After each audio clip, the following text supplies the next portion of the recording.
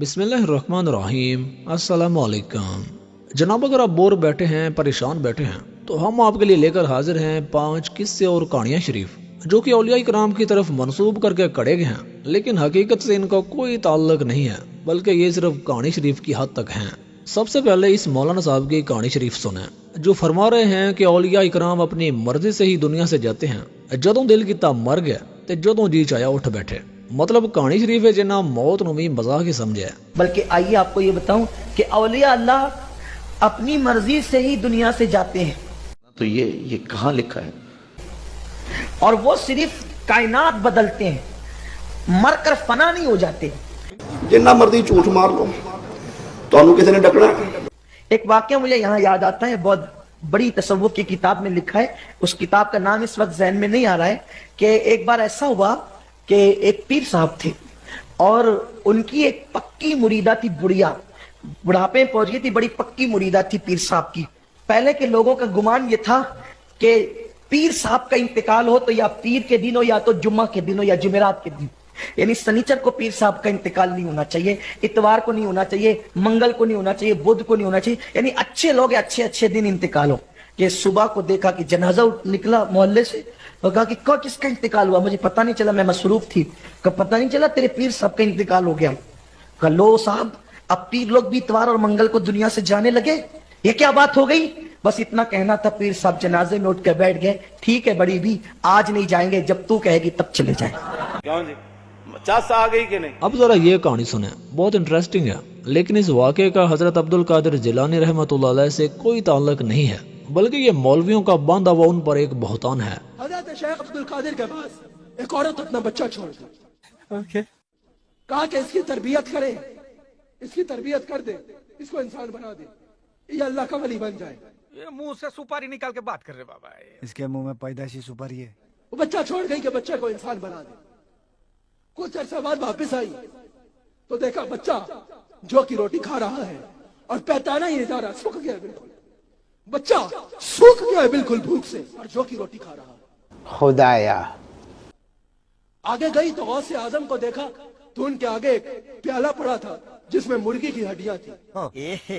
कहा हुजूर ये कैसा इंसाफ है, मेरा बच्चा जो की रोटी खा खा के सूख गया है और आप जो है वो मुर्गी खा रहे हैं। आपने फरमाया अच्छा, आपने मुर्गी को देखा और कहा उठ मेरे अल्लाह के हुक्म से, उन्हीं हड्डियों में से वो मुर्गी जिंदा हो जाती है, वो जिंदा होती है। जिंदा होना भी बड़ी बात थी, लेकिन गौसे आजम के तसर्रुफ से वो मुर्गी अरबी बोलती है। क्या बोला तूने? अरबी बोलती है। भाई साहब कुछ ज्यादा नहीं हो गया? मतलब कुछ भी कहती है अब्दुल कादिर वलीउल्लाह। गौसे आजम ने कहा जब तेरा पुत्र इस मंजिल पे पहुंच जाएगा तब वो भी मुर्गी खाया करे। तो फिर शर्म नहीं आई? अब जो आपको किस्सा कहानी सुनाने लगे हैं, ये सिर्फ एक कहानी ही नहीं, बल्कि ये एक कुफ्री अकीदा भी है। इनके नज़दीक एक शहर, एक बस्ती का निज़ाम एक बुजुर्ग के हाथ में होता है, उसमें खुशी गमी हालात का इंतखाब बुजुर्ग करते हैं। नाउज़ बिल्लाह। ਅਸੀਂ ਸਮਝਦੇ ਹਾਂ ਕਿ ਅਸੀਂ ਡੀਪੀਓ शहर का निजाम चला रहे हैं, मगर असल में कुतुब चला रहे हैं। अब ये तो किसी किताब में नहीं लिखा। हजरत ख्वाजा निजामुद्दीन औलिया सुल्तान अल मशाइख दी बारगाह च बंदा आके कहने लगा हुजूर ये अज का दिल्ली शहर का निजाम बड़ा ढीला ढीला पे चलदा है। फरमा दिल्ली दा कुतुब बड़ा ढीला है। हुजूर केड़ा? फरमा दिल्ली गेट ते खरबूजे पे बेचदा है। वो मुरीद जाके कहने लगा बाबा जी खरबूजा चखते कराओ। आपने एक खरबूजा पेश किया, थोड़ा जा खा के है मिठा सी, सट के कहने लगा बाबा जी ये खराब है, ये नहीं फिक्का है, और चेक कराओ। बाबा जी ने दूसरा पेश किया, वो भी थोड़ा खा के सट दिता, ये भी फिक्का, और क्या कराओ। उन्हें तीसरा पेश किया, वो भी सट के कहने लगा फिक्का, और सारी दुकान ही खा गया। बाबा जी बोल रही नहीं। वो मुरीद आके हजरत शेखुल मशाइख सुल्तानुल मशाइख हजरत ख्वाजा निजामुद्दीन औलिया नु कहने लगा हुजूर बंदा ते वाकई बड़ा ढीला है। चंद दिन बाद वही मुरीद आके कहने लगा दिल्ली शहर का निजाम बड़ा सख्त चल रहा है। फरमा दिल्ली का कुतुब बड़ा सख्त है। हुजूर केड़ा है? फरमा दिल्ली गेट ते शरबत पे बेचदा है। वो मुरीद जाके कहने लगा बाबा जी शरबत चखते कराओ।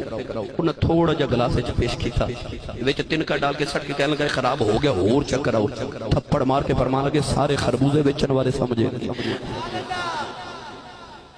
असल शहर का निजाम कुतुब चलाते। दाता साहब ने फरमाया जा मोइनुद्दीन साथे नु हिंदुस्तान का कुतुब बनाया। ये फिक्र ही कोई नहीं, मर जाना है, किधरे पेश होना है, इस कायनात का मालिक कौन है, एक कोई फिक्र ही नहीं। یہ بھی کافی انٹرسٹنگ کہانی شریف ہے، لیکن جناب کچھ خیال کریں، ممبر رسول صلی اللہ علیہ وسلم پر بیٹھ کر قرآن و حدیث لوگوں کو سمجھائیں اور ان کہانیوں سے اب تھوڑا پیچھے ہٹ جائیں۔ سامنے سونی صورت والا بابا کھڑا ہے، بابا جی نے انہاں استقبال کیتا، استقبال کر کے فرماتے نے کیویں آئے ہو؟ عرض کیتی لجپالا میرے دل وچ سوال ہے، میں بڑا حیران ہاں کہ جب تو پہلے تخت بلقیس کیویں آ گیا؟ بابا جی فرمان لگے سوال دا جواب بھی دیواں گے، پہلے اے دے دسو ٹھنڈا پیو گے کہ گرم پیو گے؟ کہنے لگا بابا جی میں چائے دا بڑا شوقین ہاں۔ بابا جی نے ان کر کے ہوا چ ہاتھ کیتا، چاہ دی پیالی انگریز دے سامنے لے آ دیتی۔ Very good. انگریز گش کھا کے زمین تے ڈگا، انہاں ہوش کرائی، ہوش کرا کے پوچھیا کہ دے نا کی بنی ہے؟ انگریز کہنے لگا دسو بابا کدھر گیا ہے؟ وہ کہنے لگے بابا تے سانوں بھی نظر نہیں آیا۔ انگریز کہتا مینوں ایتھے رہن دیو، تسی دفع ہو جاؤ۔ وہ کہنے لگے دس اینی گل کیوں کیتی ہے کہ دس تو بے ہوش کیوں ہوئے؟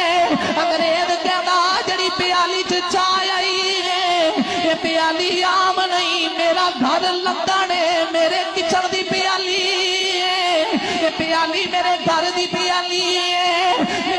تمہیں اللہ نے اشرف المخلوقات بنایا اور بدعقیدگی نے تمہیں ذلت کی کس دلدل کے اندر گرا دیا۔